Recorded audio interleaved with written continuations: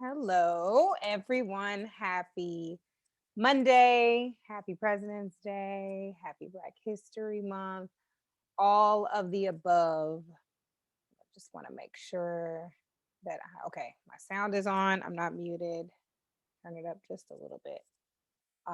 And I'm going to get started because it is 3 o'clock. I am recording this crash course so that those who were unable to attend will be able to see it, and I will also send the recording out to you all for being present. So let's just get right into it.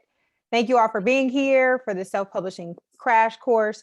I want to start with this quote: "Our lives begin to end the day we become silent about things that matter," in honor of Black History Month, and also just in honor of sharing our stories, sharing our work, sharing our knowledge, sharing our wisdom, and making sure that we record it in a way that it is published for the world to see and to be able to leave a legacy. So there are some course norms. So just make sure that you rename yourself either with the name that you registered with, or to get you really excited about it, with your pen name that you author under. You can use the chat box for questions and comments. I am sharing my screen, so I may not see them come through. So if I am going too fast or you need me to stop or repeat something, feel free to just unmute yourself and ask the question. And when you're not speaking, just make sure that you are on mute. Make sure that you take notes, or you can also, as people told me, like new age, just take a picture of the screen if you can, if you're on a desktop computer or a laptop. Again, the session is recorded, not for sale, but just for purposes of being able to rewatch and to go on the website. So just a little bit about myself. I am Akila Trine. I have a bachelor's in communications with the emphasis in public relations. I worked in radio, television, and publicity for about 10 years. I have a master's in education. I currently still work in the education field as a high school administrator. I was in the classroom as a single subject English teacher, and I have a very large network of self-published friends. I've also been hosting and co-hosting a podcast for about 7 years now. I self-published my first novel in 2016 in paperback, ebook, and audiobook format. And I am currently working on a children's book entitled Potty Training Day, which I am hoping to release in May or June of this year. And simultaneously working on the sequel to Beyond the Hurt. So who are we? We are Revision Publishing LLC. We are indie publishing consulting firm dedicated to guiding authors through the self-publishing process. Our goal is to equip authors with knowledge and information necessary to get it right the first time. So my ultimate goal is to educate and teach people how to self-publish, the steps, all the things that I learned, I think sometimes backwards, just making sure that those who plan to publish or want to publish in the future know everything that's required. So the outcomes for today, we will talk about publishing options. We'll talk about your manuscript, building your story and doing the research, writing goals, editing, book design, book metadata, printing and distribution, marketing, self-publishing components. I will provide my contact information at the end, and a moment for questions. Now, there is so much to know and learn about self-publishing. So this is a crash course, so I won't be able to go and do a super deep dive into everything that I would love to talk about. But this is to give you an idea of what is required and pretty much get you excited and ready to go and to make that decision. Do I want to self-publish or not? So what does it take to self-publish? It takes time, it takes money, and it takes persistence. Time because it is not an easy task. It doesn't just happen overnight, especially if you want a quality product. It takes money because it's not free to self-publish. And I will add this caveat. Yes, you can publish a book for little to no money, but depending on what your goals are with the book, depending on what you want the quality to be, it will cost you some money. and persistence, because it's easy to want to give up in the process because it is a daunting task. But you just forge along and forge ahead. So I'll start with publishing options. And these are in no, like, this is the first option, second option. These are just the three different options you have for publishing. The first is hybrid publishing. And hybrid publishing is basically where you have publishing agencies that offer assisted publishing services. So they will provide you with a package, and within that package, they'll include editing your manuscript, they will include distribution, they will do design for you, and they will create promotional materials. Now, depending on the hybrid publisher that you go with, will determine what is included and also what you negotiate within the contract. But the main goal is you have an idea, you want to write and put together your product, your book, your textbook, your whatever it is, and you will pay them an upfront cost, averaging about 3,500. Now, this is a range because it can be slightly less than that, and it can also be significantly more depending on the type of book that you want to publish. Then you have traditional publishing. So this is what most people are familiar with. So you get a literary agent, that agent then connects you with a publisher, and then you're able to get a book deal. So if you've ever heard the term of a book deal. So most of the time, if you have a large platform, meaning a large social platform of followers through blogging or just through social media, and you have a small body of work, um, and you want to invest the time in trying to secure an agent or a publisher, then this would be the route that you want to go. Just know that if you're going the route of securing a traditional publisher and going the route of an agent, you will have to create book proposals and query letters, and you would have to be prepared for potential rejection, because there are a lot of people who would love to get a book deal, but they can't accept everyone. The same thing if you were, pursuing acting or something like that. It does take some time to get picked up.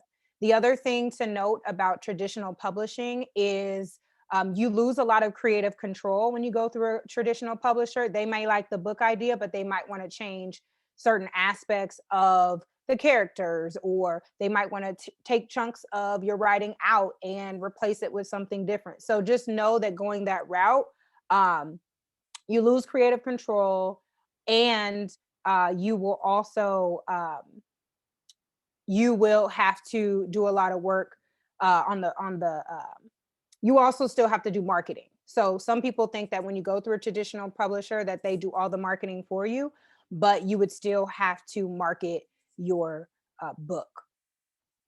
And then finally, the reason why I believe all of you are here is to go the self-publishing route. And that just means that you are going to be in control of every aspect and step of the process.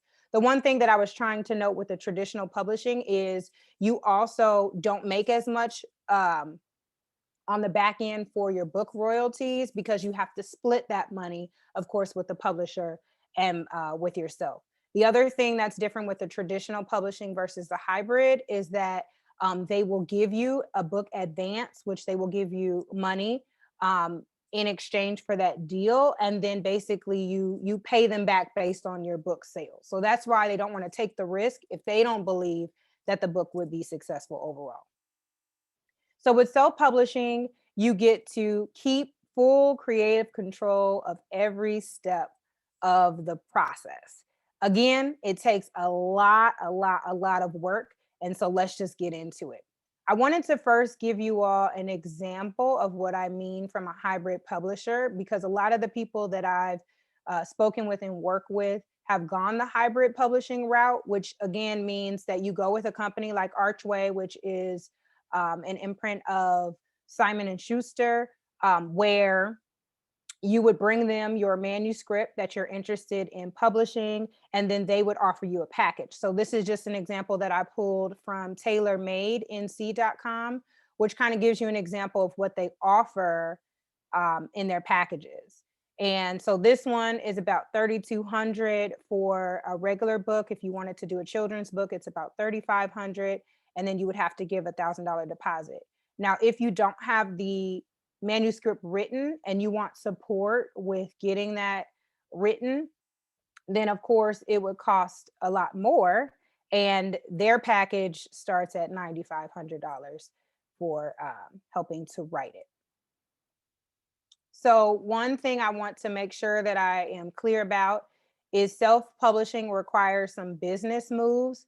The good news is if you already have your own business, then you don't have to create a new business unless the things that you're writing about is totally different from what you are doing business as. So, you will need to come up with an imprint name, and an imprint name is just basically your publishing name, and you can also use your pen name. The only thing to note if you use your own name as your imprint name is that that gives a sign to other people that it has been self-published. So there is a little stigma about self-publishing books, and the only reason why there's a stigma is because some people have put together books that are that have a lot of errors, or it looks like it was just thrown together, and the goal is when you're self-publishing to make it look as professional as possible so that people wouldn't really be able to tell the difference if it was self-published and or published the traditional way.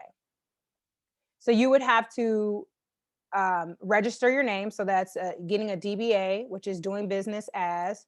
And you would also have to set up your business model. I am not a professional when it comes to business and giving advice in that area. So it's always recommended to make sure that you contact and speak with someone who is a professional in that area to let you know what the best route is for setting up your business model.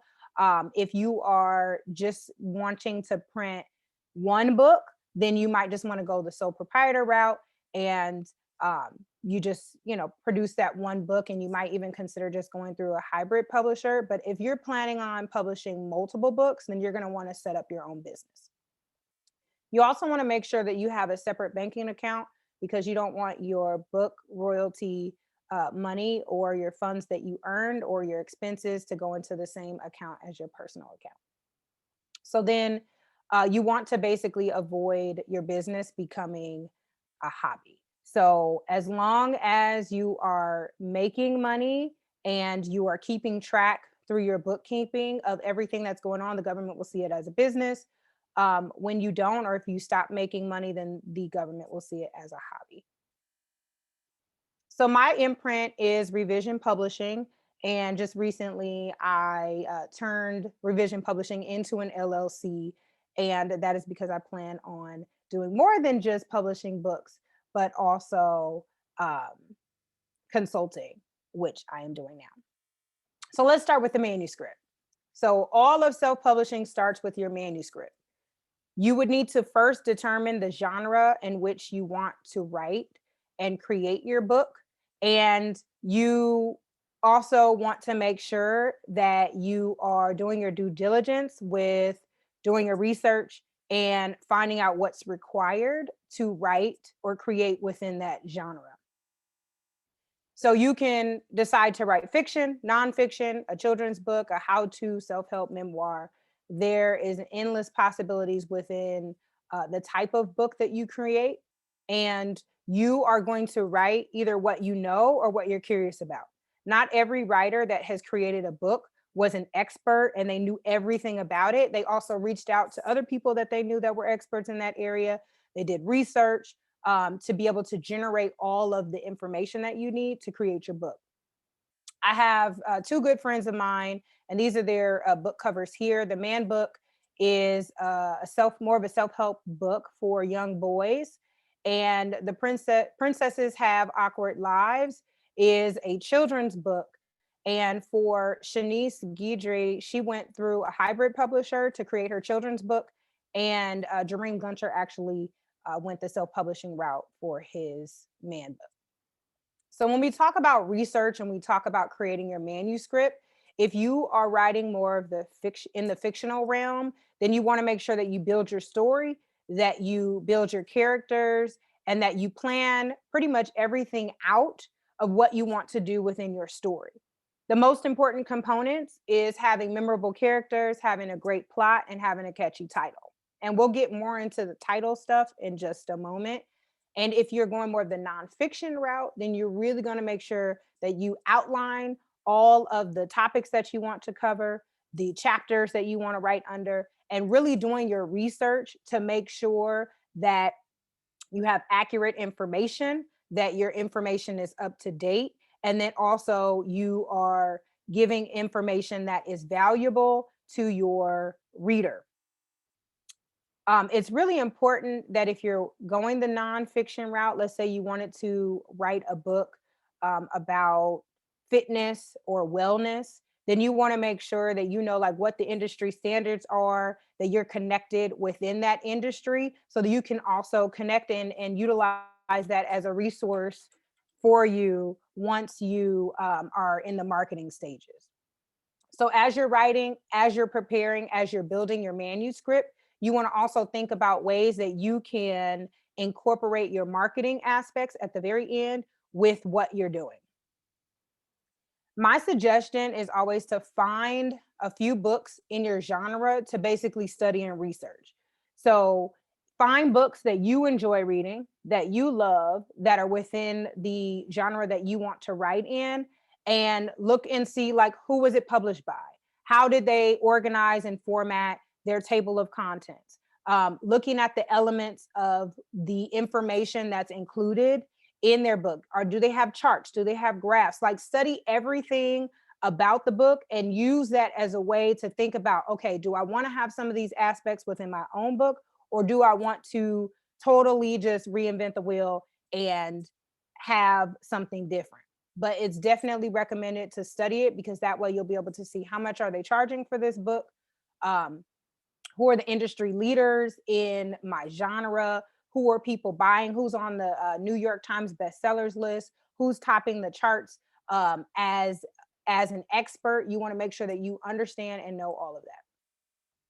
So when it comes to writing, every author will tell you that you have to incorporate writing daily.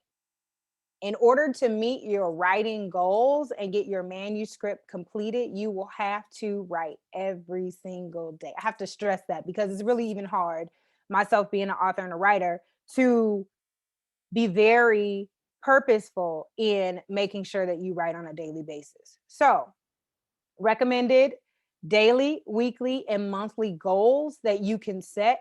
You really want to determine at what point, what is your overall timeline, and when do you want your consumer, your reader, to have the physical copy of your book in their hands. We're in February right now. So let's say you wanted to release your book by September. So you would need to do backwards planning to determine how long do I need in order to write this book, and then you would need to also allot time for the other parts of the self-publishing process that I'm going to get into. But if you set yourself with a 3-month goal, then that would mean you would need to determine how many words, how many pages do I need to write per month, per week, and per day to stay on schedule. Some people write Monday through Friday, some people write 7 days a week. It's really going to be based on your personal schedule. So, the recommended time or the best time to write is early in the morning, to purpose that when you wake up, let's say you wake up at 6 o'clock on a regular basis, that you would wake up an hour earlier so that you can write at 5 a.m. instead of 6 a.m. The reason that it's recommended writing early in the morning is because, one, you might have had ideas that were on your brain at nighttime. So, like when you're able to wake up, you can kind of like dump all those ideas out. And the second thing is that's when you're most alert. So we can get through our days. We know that sometimes time gets away from us, and one errand turns into another errand, or emergencies or things come up. So if you purpose writing at the first thing that you do when you wake up, if anything else happens throughout the day, you've already met your writing goal. So once you have decided, you know what, I think I'm finished. I have all of my ideas. I think that my manuscript is complete. Now starts the dissecting process, which I like to call it. And I recommend having 2 to 3 trusted acquaintances, they can be friends or colleagues, to read and review your book. You want to ask people who, one, will give you the real, that they will give you honest feedback, and also that they're interested in the area in which you're writing. The other thing that I would like to note is making sure that you have a range in the people that you're asking. So maybe you ask, if you're writing nonfiction, someone who is a professional in that field. Then you might ask someone else who's interested in going into that field, because you want to have varying perspectives on how they're receiving the information that you're giving them. The worst thing is to have all these great ideas and have a way in which you want your reader to receive it, but once they read it, they're not getting any of that. They have a totally different interpretation. Now, feedback is feedback. Do you have to take the feedback from the individuals that are giving it to you? No, you don't have to. It's only suggested and recommended because they can give you some of the things that you can change before paying money to have someone to edit it. The reason why I suggest this is because when you go into the editing phase of your manuscript, it's going to be a few back and forth times that you're going to, like, you send them your manuscript, they send it back with their edits and their changes.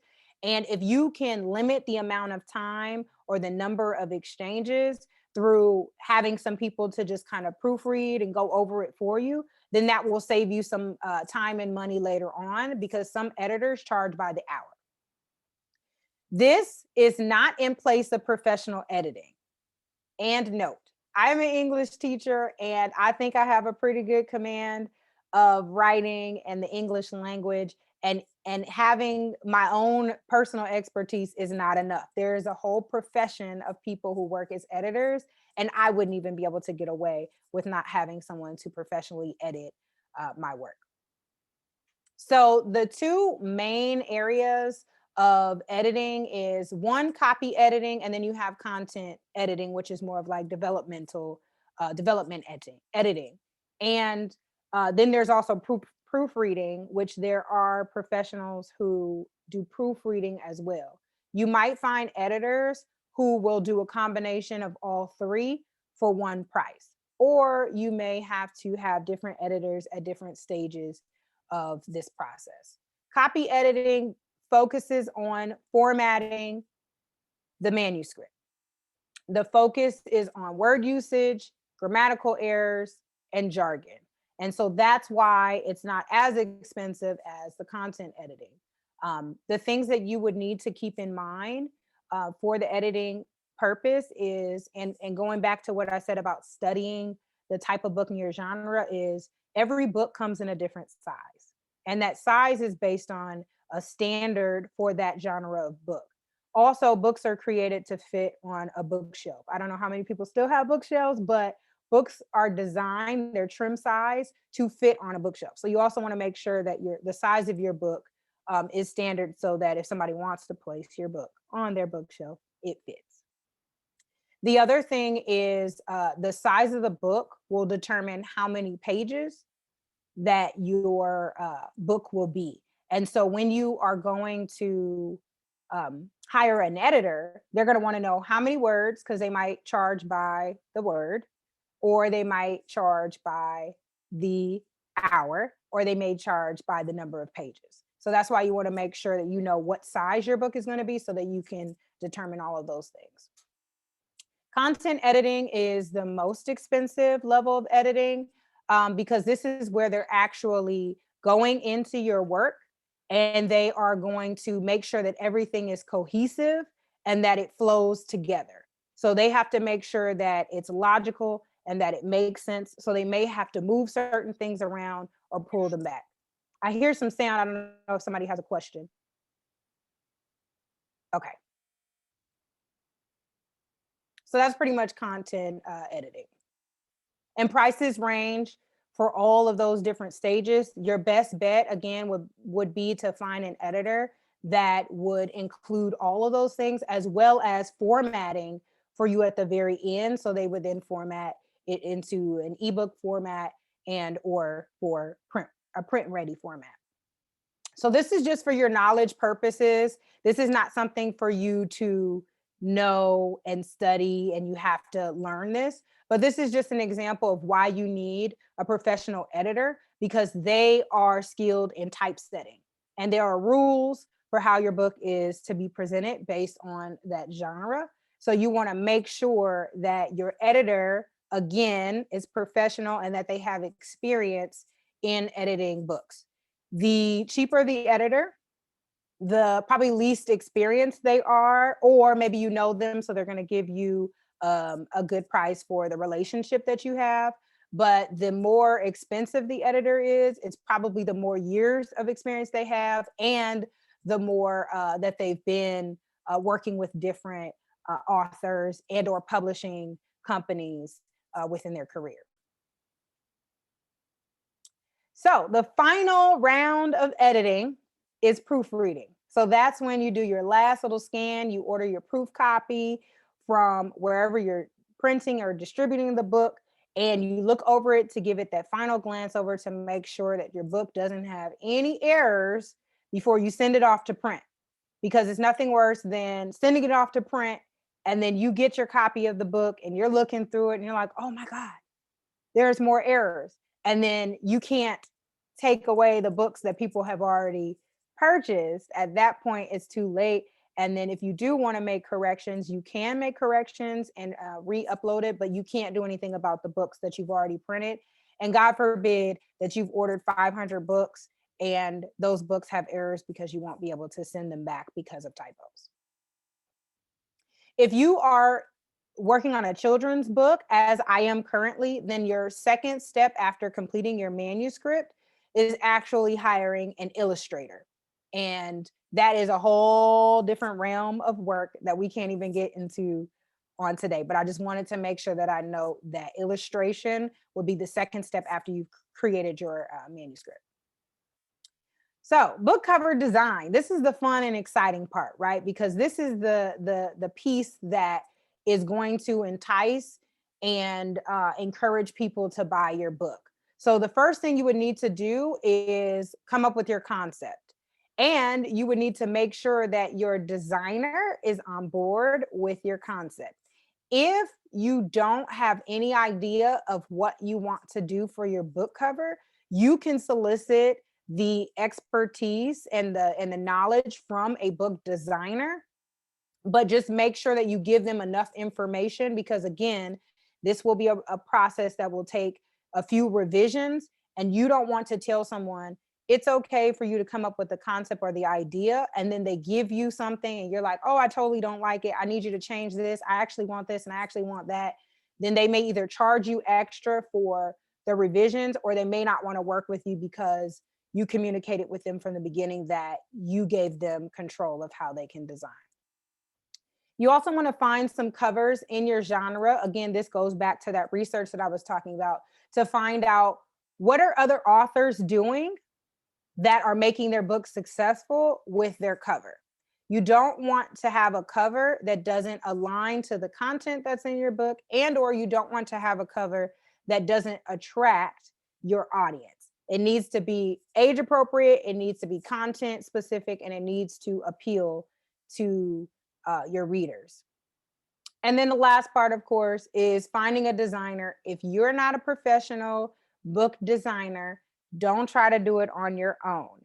Hire someone, again, there are professionals who do this for a living, to create your book cover. I will always add the caveat, any of these stages you can do on your own, right? If you need to save money and you're confident in what you're able to produce, you can do these things on your own. There are programs on the internet that you can find that are not as expensive as hiring a professional, but I will just recommend hiring a professional. Professional is the easiest and the best route to go. So this is just an example of the cover of my book. And I just wanted to really just note just the different elements that you want to make sure that you include, or you can include. They're not mandatory. Some of these things are mandatory, but some of them are optional depending on the type of book that you're creating. And or if you are creating a textbook, then that might be a totally different route that you would go. But these are just some suggestions. Creating your book cover can range from $300 upwards to a whole lot more. And again, you can also find some book designs and have your book cover designed for much less. And I will explain that on the next page. So some of the things you want to include is your barcode. Now the barcode is if you're planning to sell your book online, or if you're planning to sell your book in stores, you need to have a barcode, and the barcode will include the price of your book, and it will also include your ISBN. You will also, if you want to include social media handles, you can include your logo for your publishing company.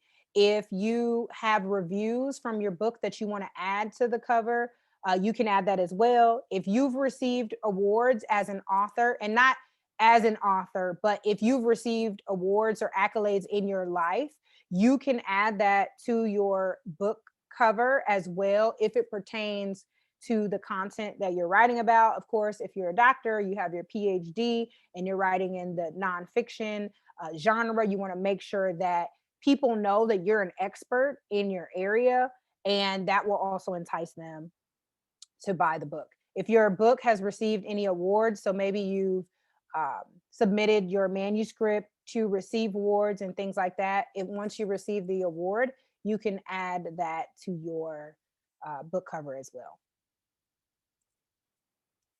All right, so book cover design. So this is just kind of like a breakdown of things to just remember when you're creating your book cover.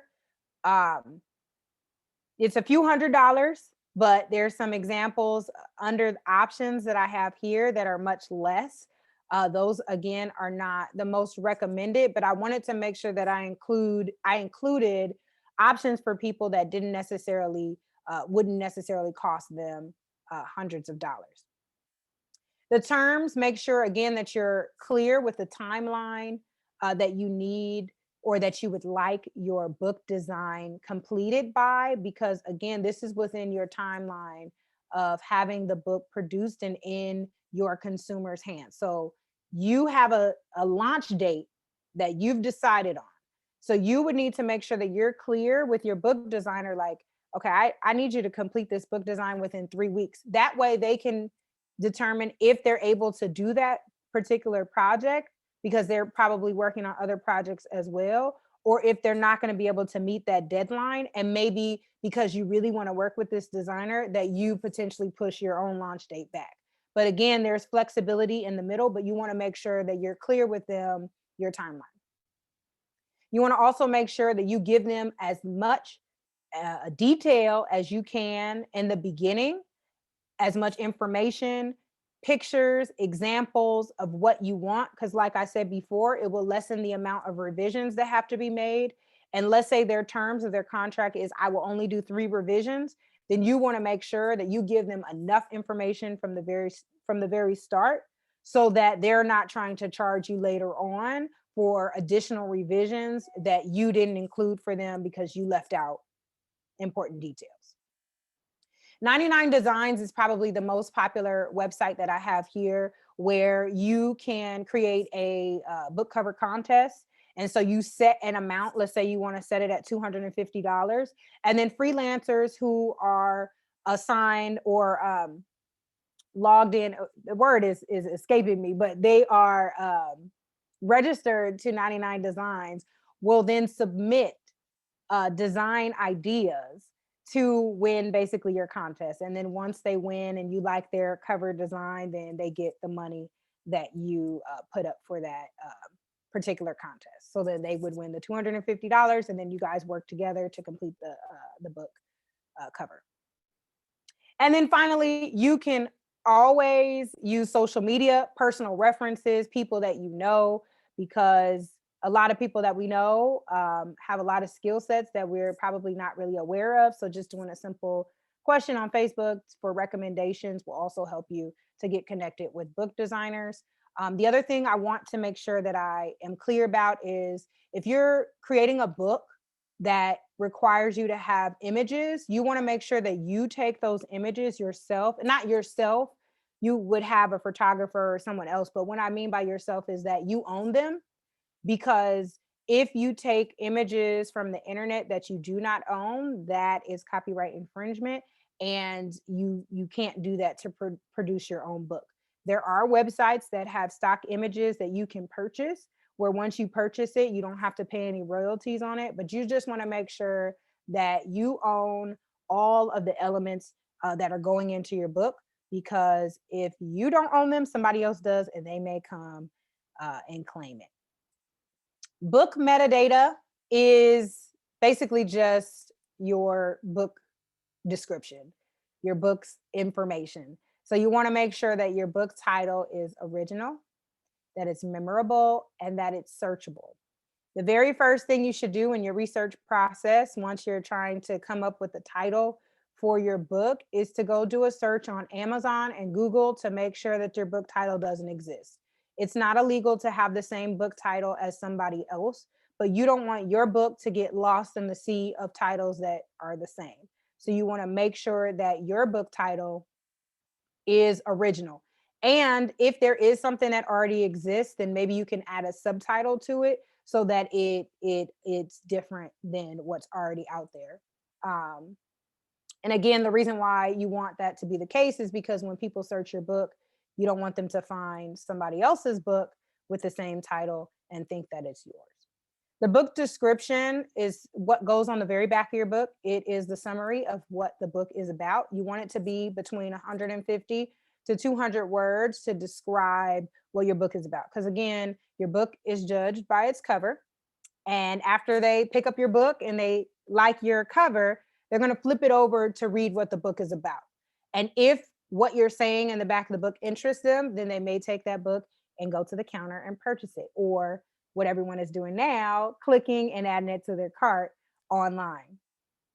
Then you have your ISBN number, and your ISBN number is certainly important if you want to have control of what you're able to do with that book.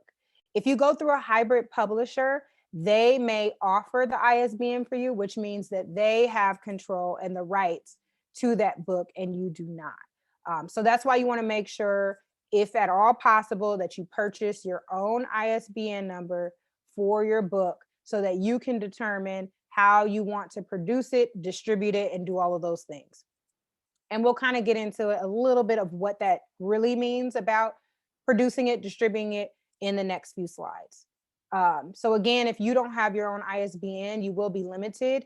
Now, let's just say you don't want to sell your book online. You don't want to sell it on Amazon. You don't want it on barnesandnoble.com. You don't want to do it as an ebook. You really just want to produce a book that you can either give away or that you can sell directly to your readers. Then you may not need an ISBN for that. But if you want to sell your book or distribute your book online or via any store, it has to have an ISBN. All right, now, once you finish your manuscript, it's ready to go. You need to determine, how do you want people to consume your content?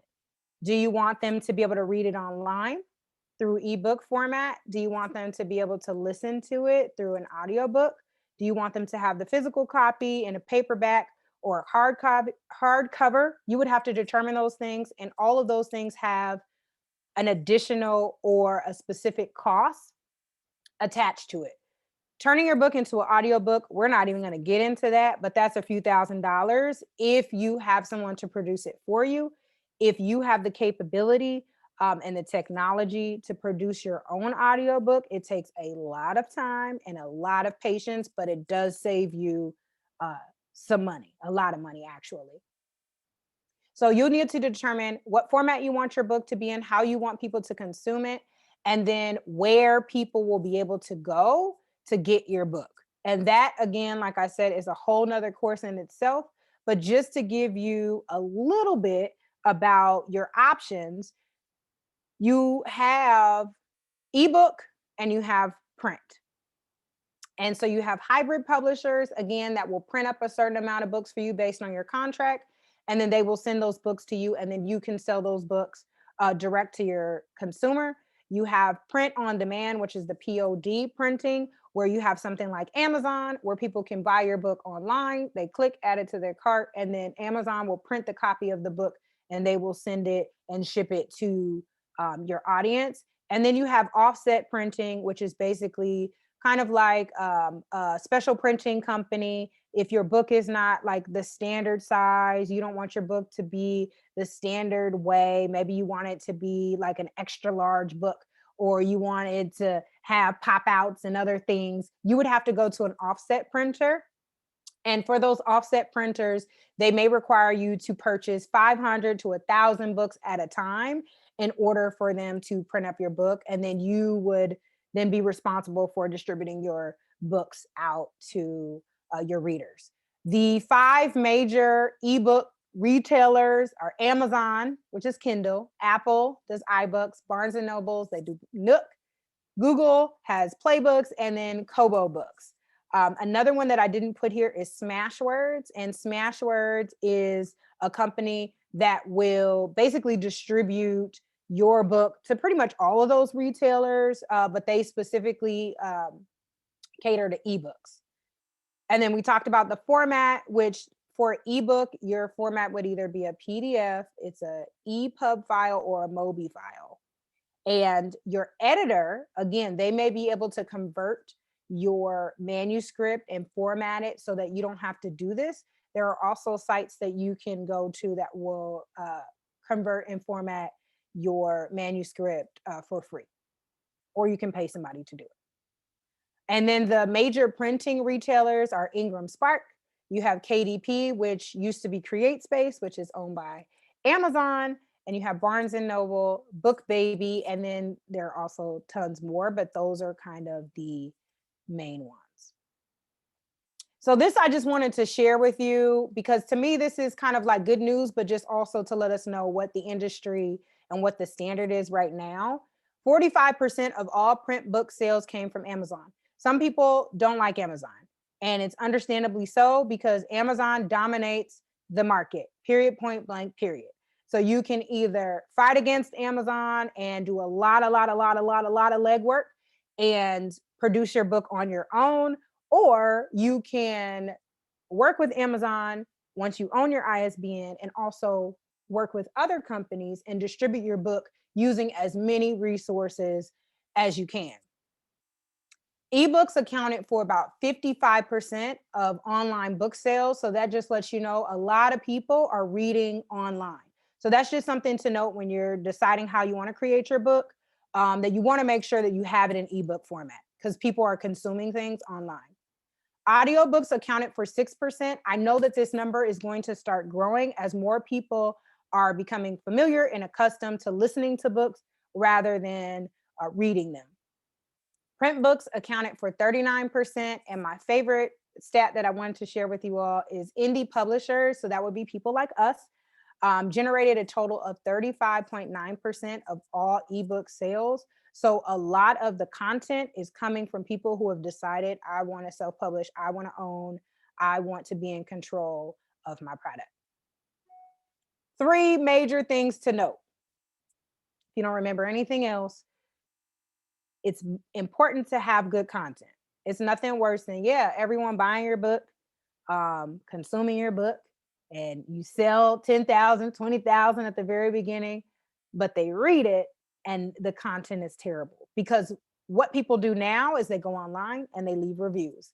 And reviews can make or break your status and your credibility as an author, and it can generate more sales later on. So you want to make sure that you put a lot of effort and work into your content.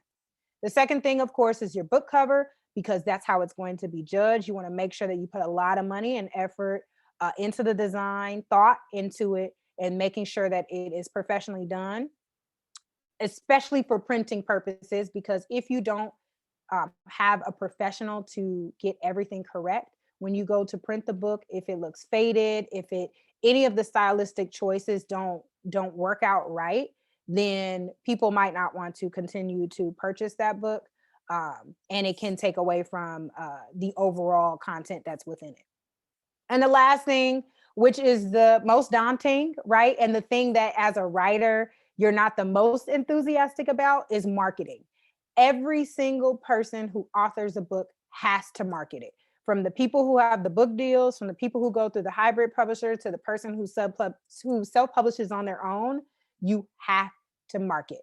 It's super, super important.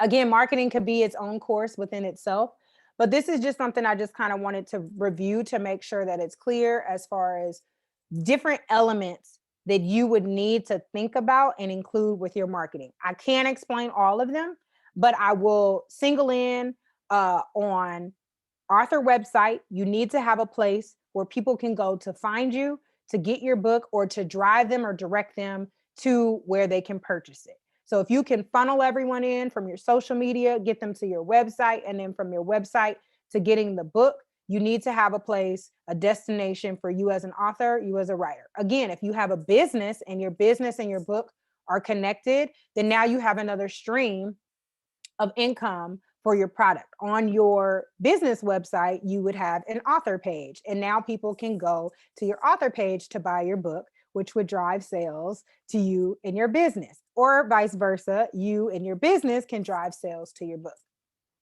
You can uh, give out advanced reader copies of your book. So that's basically when you're still kind of in the final stages of preparation of your book.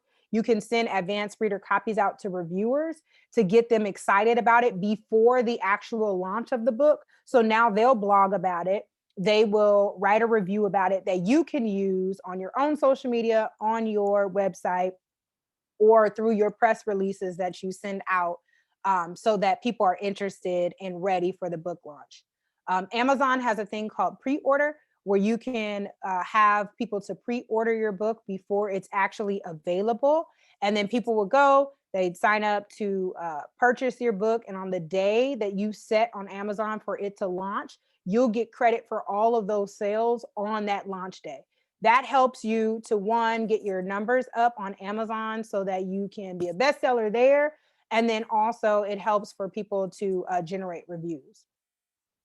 Social media is huge. If you don't have a huge platform, then you want to start building a platform and use your platform as leverage, as another means to market your book. And then, of course, you can purchase ad space online through ad campaigns. The most popular are Amazon ads and or Facebook ads, because Facebook ads communicate with Instagram, and so those would show up on both platforms. Your overall book success comes down to your platform. Unfortunately, it does. You need to build an audience and generate a demand for your book. And whether through high traffic, through your author website, you want to make sure that you are either blogging, you don't have to blog again, or you have a large presence on social media and or YouTube. There are so many social platforms. You also want to make sure that you're using the platform that's most directed to the content and the audience that you're trying to cater to. So as a lot of the young students that I work with as a high school teacher, they're not on Facebook. So if I were writing a book that was geared towards high school students, me advertising on Facebook is not helping them at all. So know your audience, know their age range, know what they're interested in and how they communicate and how they interact online, and then get into those spaces. Facebook groups, blogs, all of that. Get into the space where people are reaching your audience. And the last thing is you have to network. Networking is huge. You need to leverage those relationships that you've built over time with people.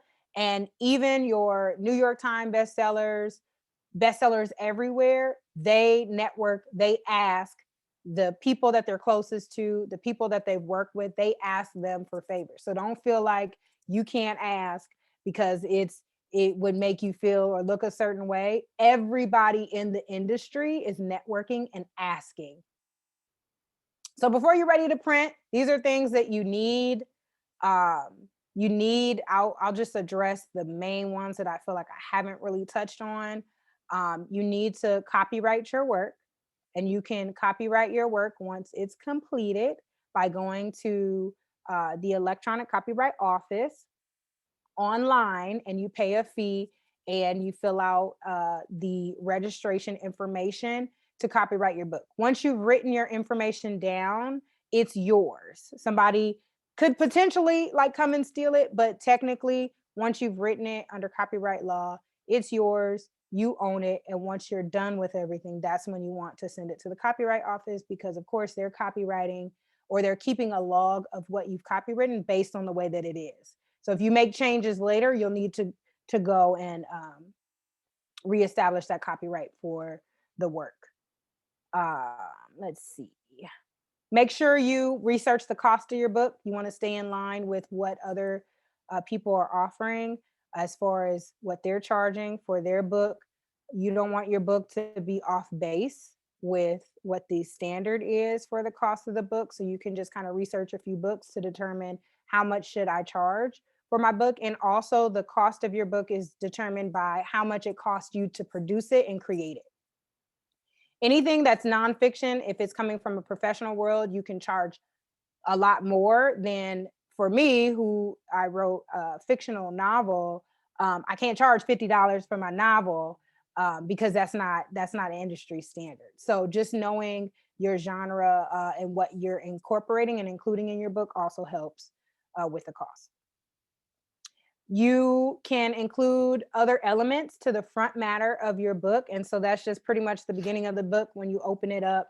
So I have my logo. You can add acknowledgments or dedication page. You have to have your copyrights page, which also has information about that people can't steal your work, and also where people can contact you if they want to contact you about using some of the elements of your materials, or if they want to purchase in bulk copies of your book. You want to make sure that you have that information available for them. So again, these are just manuscript to publishing components. The last thing I think that I didn't mention that I feel like is extremely important is making sure that you join some sort of writers organization, or that you connect with other people within your industry.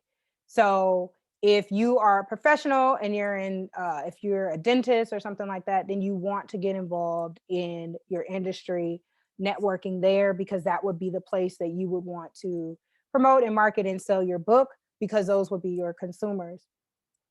The same way, you can join a writers organization where they host webinars, they host writing seminars, they host a lot of different forums in order to support authors and writers along and in their journey. And most of the time, those yearly subscriptions are $100 or less.